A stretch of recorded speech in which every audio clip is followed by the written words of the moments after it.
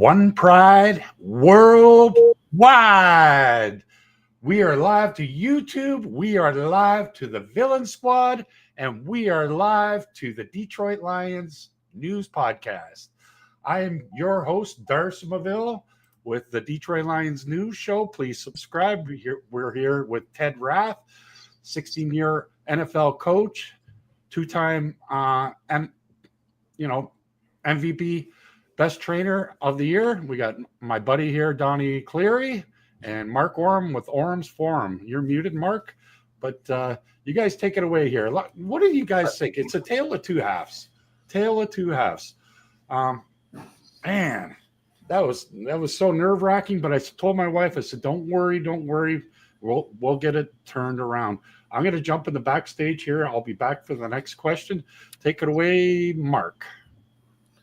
Yeah, man, this was one of those games, guys, that, it really showed their true grit.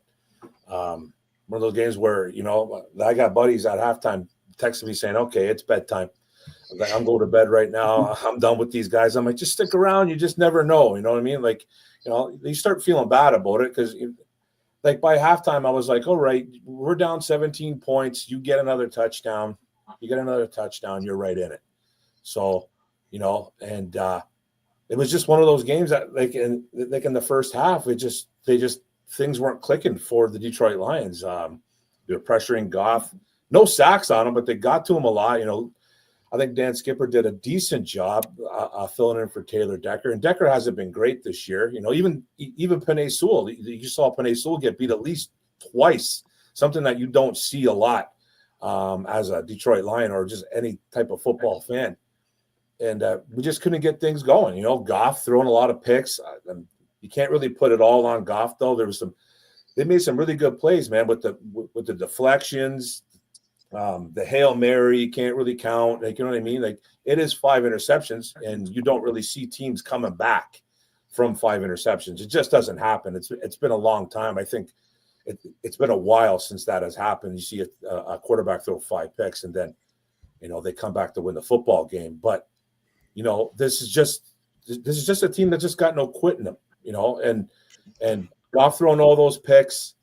You saw the defense kind of clamp it up, even just letting field goals in that first half was huge. We were down 17, but they score a touchdown or maybe 2 there. This game probably was going to be out of reach going into that second half. And then the Lions, that defense just clamped it down in the second half. Offense played a little bit better. Goff threw 2 more picks. He just wasn't on. St. Brown kind of getting clamped up a little bit, but he came up big in the clutch.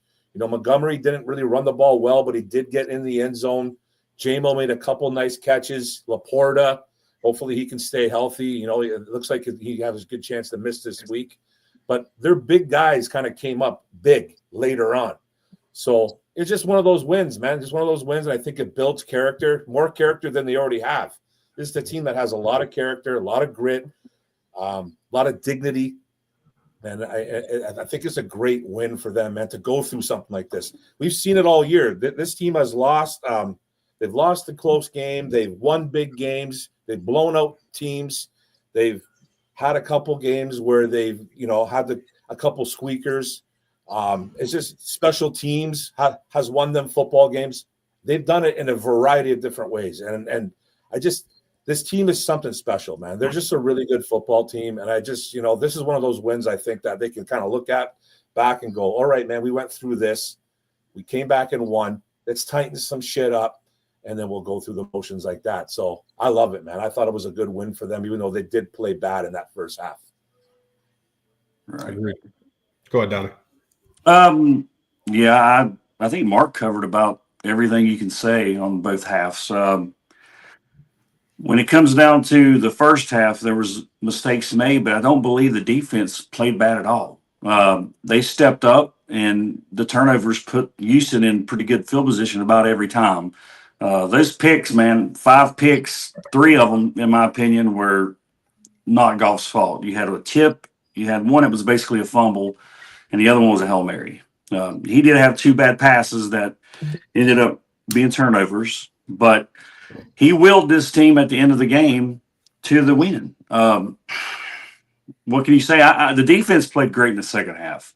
They shut out Houston. They didn't score a point. I was stoked. I believe this was the best game of the year. Now, ugly, right? Ugly. People were, like you said, Mark, were probably turning their TVs off, giving up on us. Probably a lot of our fans, what I was reading, and I'm like, don't do that yet. We had Darcy sent out a post telling us that Bates was going to win this for us, and what happened? Wow. Yeah. Those 2 kicks were awesome, man. You can see the shadow of the football just go right by the goalpost. It was awesome. But, I'm excited about this team, man. Last year, we would have lost this game. That's my opinion. That's the difference between this year and last year. I went to the Baltimore game last year, and it was ugly. This is not the same team. Maybe some of the same people, some of the same players and cast, but, man, I'm excited. Yeah, 2 halves. One ugly, one awesome. Great comeback. I don't think I have anything else to say other than I enjoy the game, at least the second half. Yeah, I think when you look at this, there's a lot to unpack. But first and foremost, this is why you play 4 quarters of football. This is why you show up for every quarter. And this is a dangerous team. That's why they are true. They're Super Bowl contenders. No one can argue that. And they do have a big bullseye on their back now. But the things that you want to unpack, number one, Aaron Glenn deserves a tremendous amount of credit. Because first and foremost, this is a good Houston team. This is a playoff caliber team that's probably going to push it on the AFC side. Can they compete with the KCs? We don't know. That time will tell. But this is a good team. They have a good defense, too. You look at what Matt Burke, the DC, and what D'Amico Ryans have done. They're a phenomenal defense. They're a well-built team. So now what do you look at? The optimistic view is this. They played horrible, and they found a way to win. Jared Goff, we've talked about it on the show. I love this guy because he is so cool, calm, and collected. When you throw 5 interceptions and you still don't care and you still come back and you will your team to win, that is the type of quarterback that you want on a Super Bowl contending team. So the belief is there. Aaron Glenn calls a great game. Ben Johnson's a stud. You got Jared Goff. You have dominant running backs. You have all these things. It doesn't have to go perfect, and you still find a way to win. That is a team that typically will find ways to win in the playoffs. So I think as you look at this, you play 4 quarters for a reason. Jared Goff showed why he can get past it and lead a team to a Super Bowl, because I think I saw a statistic. There were 3 quarterbacks since the 1990s who have thrown 5 interceptions and still won the game. That's insane when you think about that. In 30 years of football, Jared just shrugs things off. He doesn't care. And it's that mentality we were talking about before we went live. When you fear failure, you typically have bad things that happen to you. But when you just forget about everything else, control what you can, and you attack success, that's what good teams do, and that's what the leaders of good teams do. You look at the grit culture that the Detroit Lions have formed from Dan Campbell, from Brad Holmes, and their leaders. They have formed this culture that allows them to go attack success. Don't care about the outside noise. Don't care if we got to travel to Houston, playing at primetime, playing at home at 1 o'clock. It doesn't matter. The circumstances don't dictate the outcome. So I think when you look at that, that's what you have with this team. And that's why I'm excited to watch them, especially as we get into November and December football. It's going to be really fun, man, because when you can win a game that's as ugly as that, you really have something special because that team believes in each other. Great takes by everybody for sure. Awesome. So, Mark, you were wanting to talk about the Jaguars. What do you see with the Jaguars that it might throw a wrench into our system, or? Well, I just wanted to touch on them because that we're playing against them this weekend at 1 o'clock. So, this is a team, like we kind of talked about it, off camera, that this is a team that's got really nothing to lose. That's what Teddy was telling us. And I was like, yeah, man, that's exactly it. Like, they're going to be out there. They're going to be playing for their jobs. There's coaches out there trying to do some things that probably they most likely won't do normally on the weekend, like on a Sunday or whatever time they play. So, it's not a good football team, but, I watched them against Minnesota like last week, and they were giving that team fits, man. They probably should have won that football game. They were up pretty much that whole football game.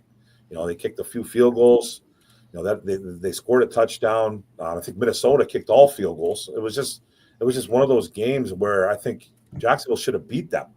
And it's not that they're really a good football team. It's just they just came to play. Maybe it was a little bit Minnesota kind of saying, all right, taking it easy, a trap game. That's what everyone's trying to say. like for this week, that, you know, like Detroit's got to be careful because it could be a trap game. And that's basically what it is. Like, you know, like it could be one of those trap games, but you know, you have to trust a guy like Dan Campbell coming out. He doesn't believe in that noise. He doesn't think that it's a trap game. He totally respects everybody, you know, across that sidelines that he's facing, you know, coaches and players and all that stuff, you know. But they got some guys over there. They got a couple weapons on offense. Mac Jones is obviously their quarterback this week with Trevor Lawrence being out, but you know, Trevor's not having the greatest year himself, you know, and Mac Jones is, you know, he's an Alabama guy. He's a fiery dude. You seen him kind of going after his offense, you know, when he's coming off the sideline a few times, because they probably should have scored more against Minnesota. But, you know, it's just a team, you know, you just have to be careful of. I'm glad we're finally at home. It feels like it's been like 7 months since we've been at a game at Ford Field. We had that long stretch of kind of playing games on the road. So it's nice to kind of come back home, but it's just one of those games that, you know, I'm not concerned about. I'm not overly concerned going, we're going to lose this football game. I think we're going to beat them, but, you know, don't sleep on the Jacksonville Jaguars, man. It's going to be really nice to go up 9-1, you know, and try to lock up a playoff spot eventually, like around the corner, and end this division. So, you know, just kind of keep an eye on those Jacksonville guys. I got a couple of guys like Brian Thomas, you know, a decent running game, you know, when that Etienne is healthy. I don't know if he's even playing this week. I know Bigsby is their guy, but, you know, just be careful, man, because they picked off Darnold a few times, man. They got down into the red zone, and I think they picked off Darnold twice in the red zone. So, you know, just be careful of this Jaguar team, but I think we're going to win this game. So, Donnie, I think with Trevor Lawrence, this team would be way better. I know that he's a hometown hero or the hometown kid, and that makes a difference in everything. But, you know, he's a former first-round draft pick, so, you know. You have to respect everybody. Mac Jones needs respect. Like Tad said earlier, you didn't come from Alabama, a great system with a great coach in Nick Saban. You can't overlook him. You know, you got to plan this game like you plan every other game, and I'm sure these guys have a good scheme, a good plan going into this game on what we need to do. The one thing I will say is health, as far as our roster, and our trainer here can probably give us more input on what I'm about to say. Other than the Hutchinson injury, we're pretty healthy. Wouldn't you agree? Yeah, 100%. I think, you know, you have the minor nicks and bruises like the Laportas of the world. It sounds like just a minor AC joint. Can you sit him and rest him? Yeah. Can you numb that up? Yes. Could he make it worse? Yeah. So there's a lot of complexities to that injury. But overall, they went through a little bit of it with the O-line earlier in the year, but they're getting over it. And I would much rather have a healthier team going into December, going into January, than I would earlier in the year when you're looking at August and September. So I think from that standpoint, they're doing a great job. And Mark made some good points, and so did Donnie. This is a team that really does have nothing to lose. And, you know, I know Doug Peterson. He's a good leader. He's a great coach. Press Taylor, it's Zach Taylor's brother, is their offensive coordinator. So what worries me, or what says that this is a potential trap, because I do believe that it's a potential trap, is because those guys do have nothing to lose. So you break tendencies, you break trends. How are they going to call this game? You're probably more willing to do things and maybe pull some tricks out of the playbook that otherwise you might not be willing to do. And remember, these are literally the two guys. It was Press Taylor and Doug Peterson who came up with a Philly special in that Super Bowl. So you look at this, that's something to be cognizant of. You have to be aware of it. And I think as you continue to look at this, what Dan Campbell has to do, and I'm confident he's doing this. We talked about Mac Jones. Mac Jones has a history of success, not at the NFL level because he's been in some tough circumstances, but he played for a guy named Nick Saban. We all know who Nick Saban is, one of the greatest coaches of all time. Nick Saban was a guy in weeks when you had the quote-unquote trap games, he put his foot in every player's butt that week and the coaching staff. So I got to believe a guy like Dan Campbell is probably thinking about that, and he's probably got a fire lit under his butt going into the facility every day, bringing juice, bringing energy, saying, guys, we are not letting this game get us. Let's not look back and say, man, we could have had the 1 seed locked up 1 week earlier, but we let that Jacksonville game get away. Don't let this be that week. So you have to look to your leadership, and you got to look to the guys, because any given Sunday, any team in the NFL can win. It does not matter your record. It doesn't matter what's going on. These are NFL caliber players and coaches. You have to show up and do the work every single week. Couldn't agree more.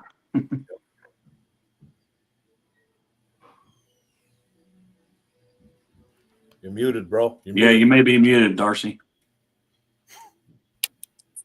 We're coming up on, what is it, like 15 days away, and we're going to be playing 3 games in a row, like within 15 days. Like Thanksgiving's coming up 15 days on Thursday. So I'd like to talk about, I know this could be a trap game, but going to the Colts, what is that like to play there? Have you ever coached in Indianapolis, Ted?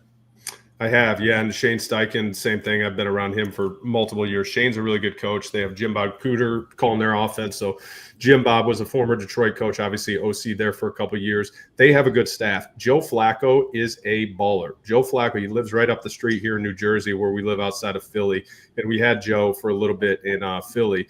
Joe, he's my age, number one, which is amazing. And he's still balling out. And, you look at those guys.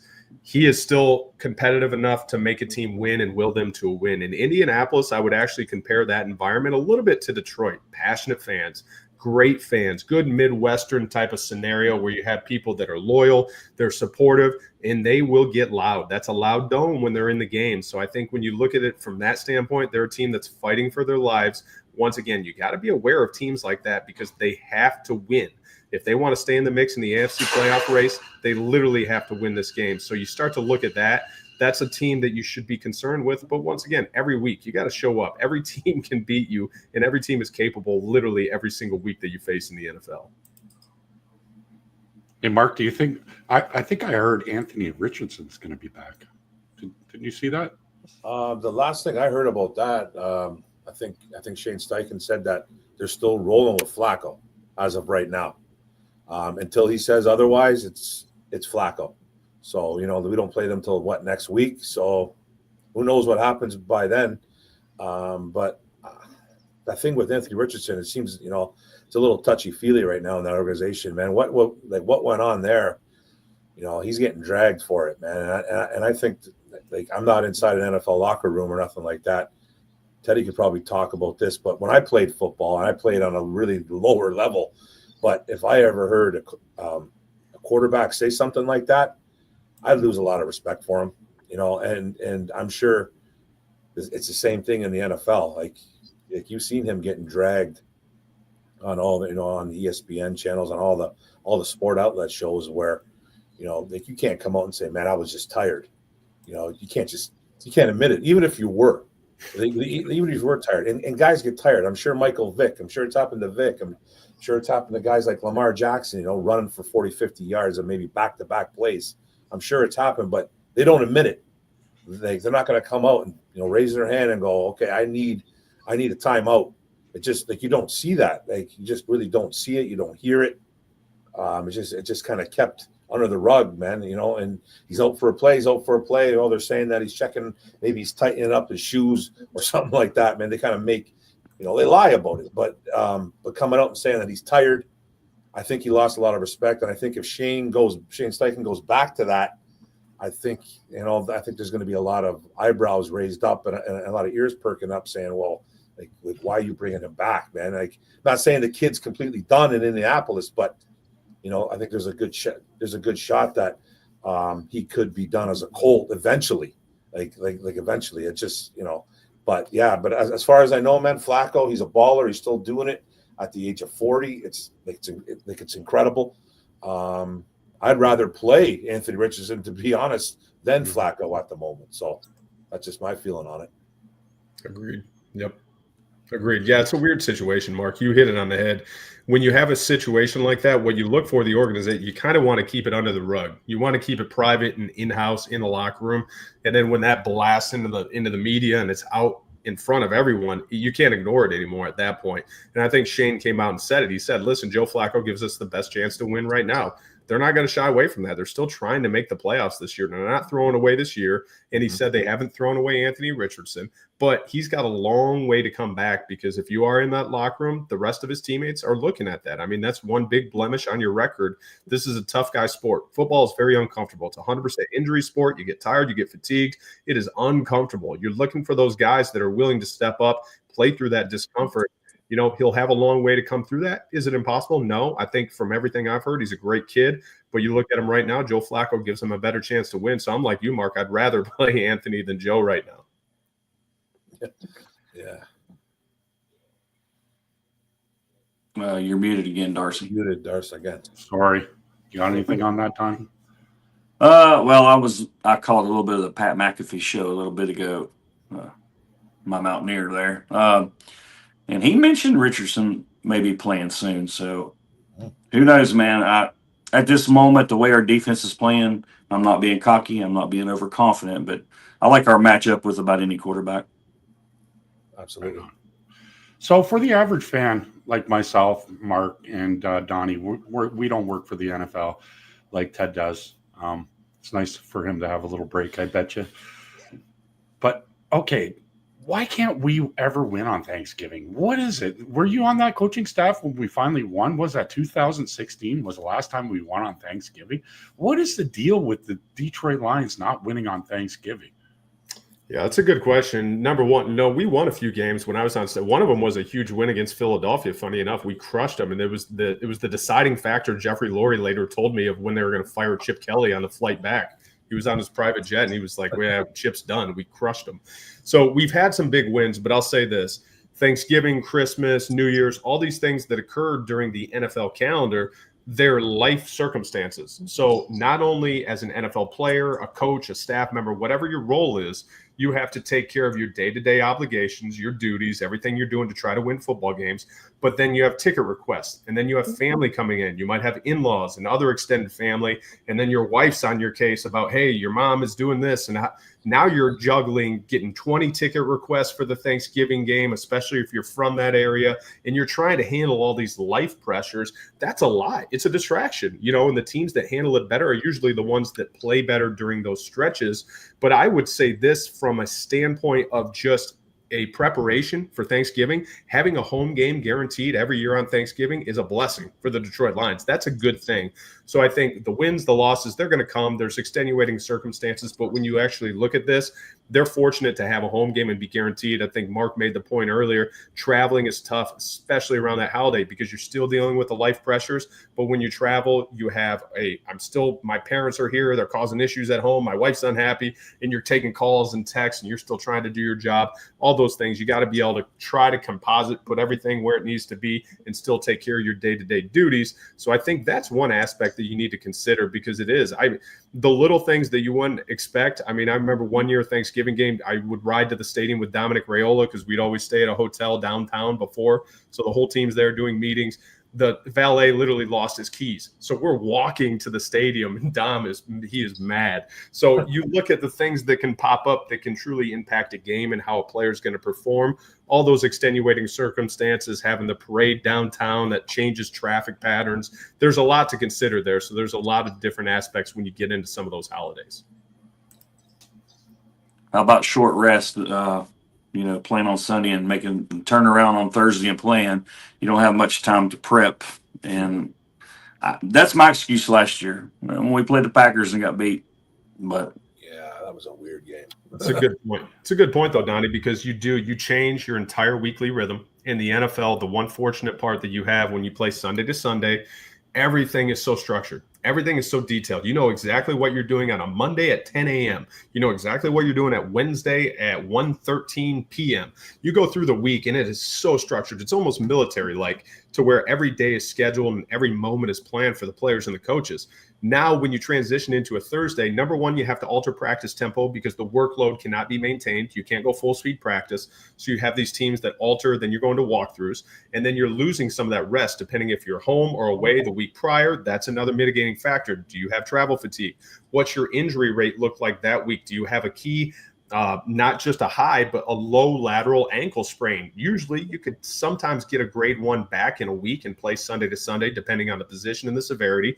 That alters that. If you're playing a Sunday to a Thursday, you lose literally precious days where you could get rest, recovery, and remove some of the inflammation. And then the game plan, you have to simplify the game plan. So if you're the offensive staff, the defensive staff, special teams coordinator, you have to simplify your game plan. So when you look at this, 2 key indicators usually, if you're playing on a short week, I always like to see the team that's playing a common opponent. I would call a common opponent a divisional opponent.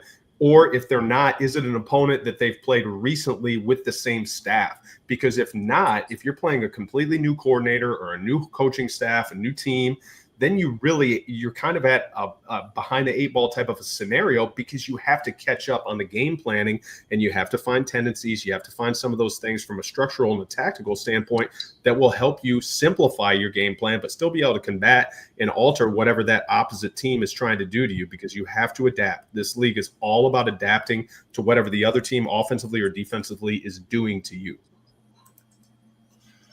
So, Donnie, are you interested, since we have Ted Rath here, like the logistics of like every fan doesn't really, know what goes on in an NFL program. Do you have any questions for that?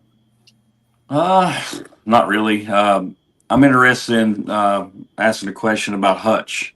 What percentage do you give him to make a comeback for the Super Bowl if we make it to the Super Bowl? Yeah, if I had to put a percentage on it, Donnie, it's going to be low. I mean, number one, to get fully healed by the Super Bowl, it's going to be hard. Once again, it's wound healing, it's everything. You're looking at the longevity of this player, not just for one game. I'm not saying that the Super Bowl isn't important, but if you're looking at a situation where this player is at risk for the longevity of their career, you're not going to put him out there and put him at risk. So I think there's so many things that he would have to do. It would almost have to be literally perfect scenario for him. You look at the Terrell Owens years ago for Andy Reid when he played in the Super Bowl with a broken leg. And he's significantly put himself at risk for that. Could it have ended badly? Yeah, thank God it didn't. But you look at what that would entail, for the future of this kid and the future of the organization, because you're talking about one of the best players and one of the most dynamic pass rushers in the entire NFL. I would play it safe, and the other side of this, how is he going to be able to rehab? It's not just a healing standpoint. Is he back fully functioning and fully training? Is he ready to take on a full football game workload? Can he go through 4 quarters safely, but also productively? Can he be effective? I think you have to look at all of those complexities, especially with a situation like Hutch. So, Mark, I have a question for you. Yeah. What about James Houston? Did you find, like, the game before when we were playing, James Houston just looked lost. He didn't look confident. And Dan Campbell came out and said today that James Houston was more confident. I thought he was playing lights out. Do you think having Smith and Houston, what would you do? Like, you're a football guy. You played for the Lancers. That's almost. No, I never played Lancer ball. I never played Lancer ball. I played for AKO for Fratman. That's about all. About as high as I went, bro. Yeah. Yeah. I didn't go to my school. nephew played for them. I hated school. So yeah, me too. I just worked right out of high school. I worked right out of high school. I had chances to go, man. I had chances to go away to play ball, but I just didn't care too much about school. my own. I regret it now. Believe me, I regret it now. But but I played some football. Absolutely. What was the question? Sorry, Darcy. So, what do you think about having Smith? What side would you rather have Smith on? The blind side or the strong side? Like with Za'Darius, man, I just just wherever he's comfortable, man. I think we see James Houston more on the left, right? I think he's playing more left defensive end where Hutch was majority of the time. Hutch went all over the place, but not really too sure where Za'Darius was lining up as a Cleveland Brown. But wherever he's comfortable, I think he's the better pass rusher than James Houston is at the moment. I think we saw that flash of James getting better than his rookie year. He looked like a young Von Miller. Like, it was crazy. I've never seen anything like it, man. With his dip, the way he was getting underneath offensive tackles, the way he was just shaking them out of their boots. I've never really seen that since Von Miller. And I was like, where the hell did they get this kid? Jackson State? That's crazy. You know what I mean? And I think he's kind of slowed down, obviously, since that injury. And then coming back slowly. And like you said, Darce, he seems to be getting better. He seems to be getting better. And I think he played really well, on Sunday night versus Houston. He seems to be getting more pressures. He ended up getting a sack, actually, last week.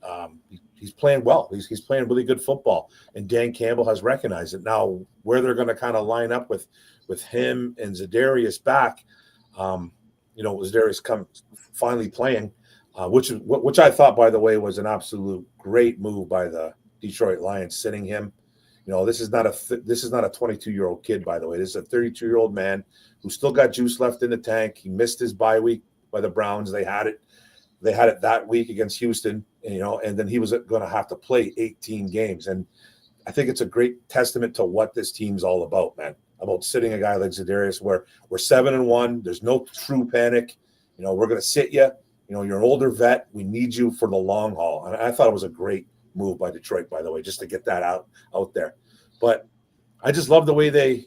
I think it's going to be good. With Houston, Pascal I think is going to be a little bit more of a rotation now. You're probably going to see Pascal more, in run situations, even though he has logged on a couple sacks in 2 or 3 games. So Pascal's not really a sack guy, but he's been kind of doing that a little bit lately, caused a little bit of pressure, playing the run well, and Za'Darius is more of the pass rusher. So whatever they're going to do there, I don't really care what they do. I think Aaron Glenn's going to get it figured out, but Za'Darius is probably going to be the starter. And I think it's going to be Pascal on the other side with a little mixture of James Houston getting in there, and he has gotten better. So whatever they do, man, I fully trust Aaron Glenn. Aaron Glenn, I think Teddy hit on it earlier too.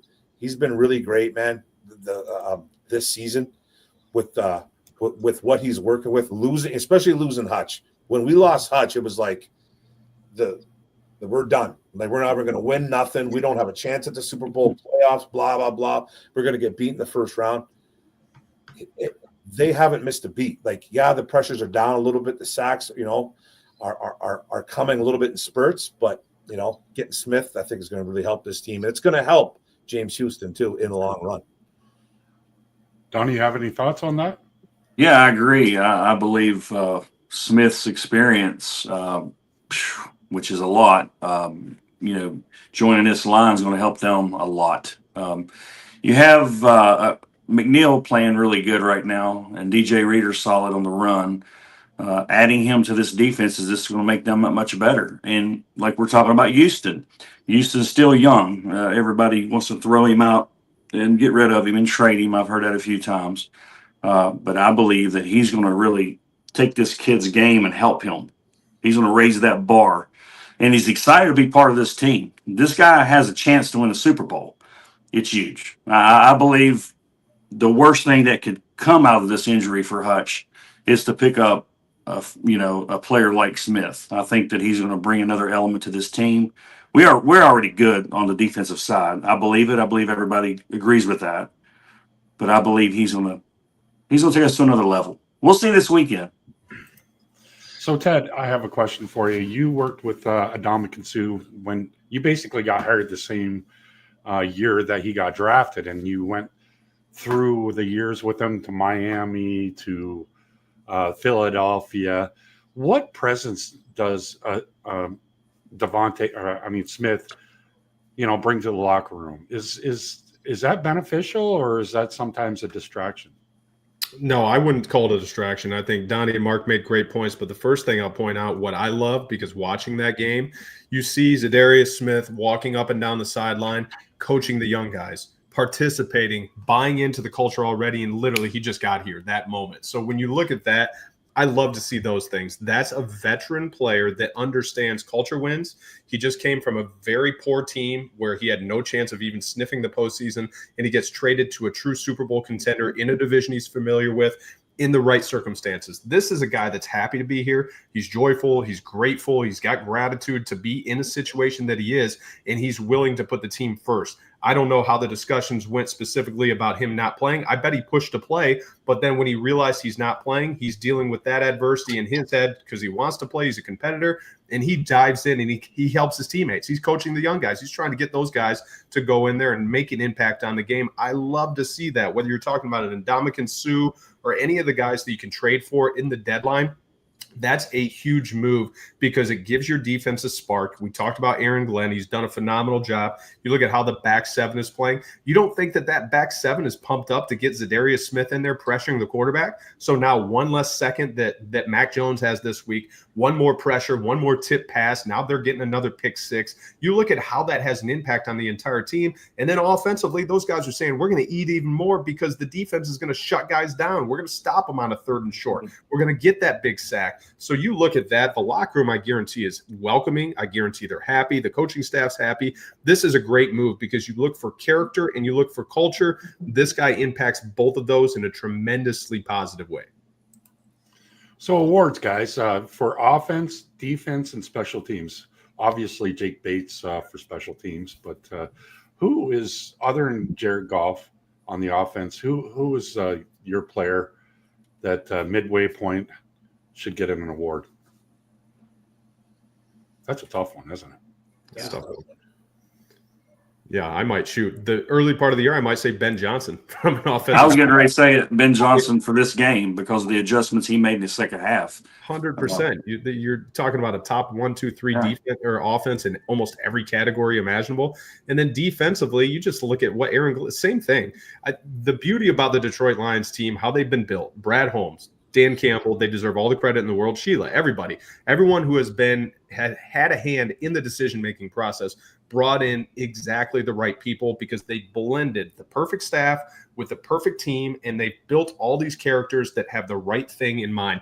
You look at Penei Sewell. That guy might be the MVP. He is literally dominating every single week. Every play, you look at what that guy does, he changes the game. He literally changes the game. You look at the 2 running backs. There's so many guys you could throw awards to. Jake Bates, without a doubt, has done a great job special teams-wise. But defensively, Branch, you look at what he's done. I mean, you have a Pro Bowl caliber team on both sides of the football from the offense and the defense right now, and you have a tremendous coaching staff. It's just exciting. I don't know if you can single out anyone that you would give an award. If you had to give it to one person, I think Dan Campbell and Brad Holmes split it because what they've built from a cultural standpoint is literally living and breathing in all these wins that everyone's enjoying right now. Mark? Yeah, I think offensively, like Ted said, I think Ted and Donnie said that you can name off a bunch of guys. Ben Johnson, Amon-Ra St. Brown, but I think it's kind of hard right now. For me, it's Jared Goff. I think it's just for what he's doing alone the past month or so, what the records that he's breaking, the passer ratings, the ice in his veins last week just shows that too. The guy he doesn't have a memory. It's incredible to have that trait when you're a football player, especially as a quarterback. You know what I mean? Because you throw 1 pick, all right. You throw 2 picks, you're like, time to smarten up. You throw 3 picks, you're thinking you're done. You're like, oh my God, I can't catch a break. What's going on? You see him on the sidelines. He doesn't break a sweat. He's not upset. He's not slamming down the Apple iPod, wherever they got on there. He throws another pick. He's still the same guy. You know what I mean? And he's having a fantastic season. And I think, we had no idea that this was going to happen with him. At least I didn't. You know what I mean? I knew he was a good quarterback coming in, but just the way he's been in Detroit, the way he's embraced the city, the way he's embraced this year, I think he's getting better as a football player. He's getting smarter. His arm. The people say he has a terrible arm. He does not have a terrible arm. I just think he's having a great season. So offensive player for me, the MVP is Jared Goff for me. Special teams, it's Jake Bates, Jack Fox. To take a pick there, I think Jack Fox is he turns around and he just completely has a howitzer for a football leg, and he turns that whole field around for that defense to work with. So it's Jack Fox and Jake Bates right there. And then defensively, it was Hutch. I still think it is Hutch. I'm a huge Hutch fan. I'm a huge Michigan fan. Not trying to be biased here, but I think he's fantastic. But if I'm going to pick the now and what's going on, it's the safety duo, what's going on with Kirby Joseph and Brian Branch. I think it's hard to pick one of those guys. The Kirby's having an all-pro year. Branch is a stud. So, like for me, like on defense, it's that duo of Brian Branch and Kirby Joseph with a little mix of Hutch. Donnie? Well, if we're giving awards out, I agree with Ted. If you have one award to give, I'd split it between Brad Holmes and Dan Campbell. You know, they're the two behind the scenes pulling the strings. And man, 3 years ago, I'm not sure if any of us thought that we would have this fine-oiled machine that we have right now. This, not, you know, if you look back, what was it, 2008, 08, we were 0-16. Oh, man. Now you look at it, we have a chance, you know. We have a good chance. Okay, well, this next week's show, we got John Macaroon on, and we also have Micro Mike coming on. Like, Micro Mike is the biggest podcaster in the universe. He's been doing this 6 years, and you know, I'm excited for next week's show. But I have to ask Ted here, and I know you have you know, some invested interest in this. Those Commanders are going to those Philadelphia Eagles tomorrow. The Eagles have caught my eye. I'm like, they're a different team from what they were from the last quarter until the beginning of the season. You know, all the coaching staff, you've coached on that staff. What has changed with the Philadelphia Eagles? Yeah, good question. What do you think about the Commanders and Eagles game tomorrow? And we'll finish it off with that. I think it's a phenomenal matchup. You know, Washington caught a lot of people by surprise this year. There's no argument that Jaden Daniels is a phenomenal quarterback, and they're a good roster. They've done a good job changing that coaching staff. Cliff Kingsbury is doing a great job. Dan Quinn has that team going. Once again, you talk about culture. They built a winnable culture within Washington in 1 year. That's impressive. So hats off to them. I think when you look at Philadelphia, very similar to the Detroit Lions, they've been built offensive line, defensive line. You build up front, you build the structure so that they can become truly dominant on the front end of the offense and on the defense. You impact the quarterback by getting a good, healthy pass rush, which both teams have, the Detroit Lions and the Philadelphia Eagles, because they're very comparable. And then in the offensive line, you have to have a dominant offensive line that not only protects your quarterback in the passing game, but can establish the run. You have to be able to marry the run game and the pass game. Both those teams do a phenomenal job. So I'm excited because I think Washington, offensively, they're going to be on fire. They have a great offense, and they have a really good young quarterback. Defensively, I think they'll play up. But you look at what Kellen Moore has done with that offense in Philadelphia, that's probably what you're starting to see, Darcy. As your point, you know, they look like a different team. It took them a couple weeks to get their footing. It took them a couple weeks to get comfortable. Kellen's getting in the rhythm with Jalen Hurts. You look at all these things that have to occur within an offensive system. It's not easy to do. So if you're an outsider perspective, it's really easy to say, oh, they're different. They have been working at this literally since Kellen got hired. Him and Jalen have been in constant communication, and I think you're starting to see them gel a little bit more. But overall, I think this is going to be a really exciting matchup. It's a great Thursday night game. It's a good game in the middle of the week to get the kickoff going for the week of football into the weekend. But I'm excited. I don't know who I would say has the upper hand right now, because I actually think you have two really good teams, and they're battling it out for first place in that division. They're two playoff caliber teams. I'm excited. Both good quarterbacks, both good offenses. But on the opposite end, you have good defenses. So this should be a fun matchup. It's going to be a fun one to see. I think we should all have divisional games on Thursdays. Thursday, like the Lions have after Thanksgiving. Mm-hmm. Divisional games on Thursday, because it just makes it more better for TV on Thursday. Do you have anything on? You two guys have anything on your last take here before we end it? About this game tomorrow? About the Eagles and Commanders. Commanders, yeah. Yeah, I believe it'll be a tough game. Who do I have? I say Eagles. You know, home field's going to be big. But like we said earlier, we talked about short rest is a key on these Thursday games. It's really which team gets the most rest, I'm assuming, and who's more prepped and who's ready. I'll go with the Eagles, 24-17. Mark? Yeah, I got the Eagles myself. I need Saquon Barkley to do something this week in fantasy, man. He's been a stud all year, pretty much.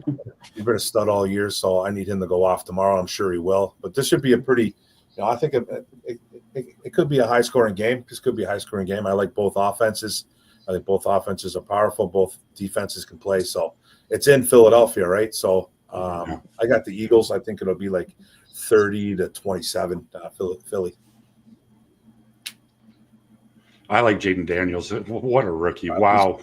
Chicago really missed on him, eh? Damn. Looks like it. Especially now, the stuff you're hearing about Caleb. I'm not how sure that he's not being well liked in the locker room. I don't know how true that is, but you're kind of hearing those rumblings. But it's mainly from a fan base thing, so I don't really know the truth to it. Have you heard anything, Ted, about that? I'll start on the Jaden Daniels side because this is really cool. When you go into the draft process and you start recruiting, you really start to scout these kids and you look into backgrounds. He was a kid. This is a fun thing that we found out because we were looking at this technology. It's basically this foreign technology. It's a virtual reality type of system specifically for quarterbacks, but you can do it for both sides of the football. So they would upload your entire playbook into the system, and then you could get extra reps as a quarterback, as a linebacker, whatever you wanted to do. Jaden Daniels was actually a guy at LSU who asked them to bring this in and look at it. And then once they purchased the system, he literally would go early morning at 6 a.m. Then he would come back later at night after class, after practice, and get an additional couple hours of practice. So he's not wrecking his body from a physiological standpoint, but he's getting those mental reps. So you look at this kid, you talk about the 10,000 hour rule. This is a kid that loves ball. He loves football because he loves the process. Right when I heard that, that's the type of kid that I'm always going to give 2 thumbs up on if we're going through a draft process and somebody asks my opinion. This kid has the intangibles because they love the game, they love the sport, but they love the process. So you look at that, and I think that says everything you need to know. And then I haven't heard a ton. I've actually heard guys like Caleb. Here's what you learn, though. When you're losing, times get tough, people start to look and point fingers. That's more of a bad culture to me, and I start to look at what's going on inside that building. It's unfortunate because for the Chicago Bears, you wasted a first-round draft pick. I don't want to say wasted. It's not like the kid's a bust, but it looks very bad when you have Jaden doing what he's doing over in Washington, and then you're dealing with what you just had to deal with. You just had to fire a guy like Shane Waldron because things aren't going as well as you thought. So very different circumstances, but you look clearly at the intangibles, and a guy like Jaden Daniels, I love looking at those things and asking those questions. Do you love the process? Do you love football? Give me that kid or give me that person most of the time, and they're probably going to be a success. Let's get a big round of applause for all you guys. Thanks, Ted, for coming on next Wednesday with John Macaroon and Micro Mike. I know you have to get back to basketball, and let's end it there. Thank you. One Pride Worldwide. Woo! Yeah, buddy.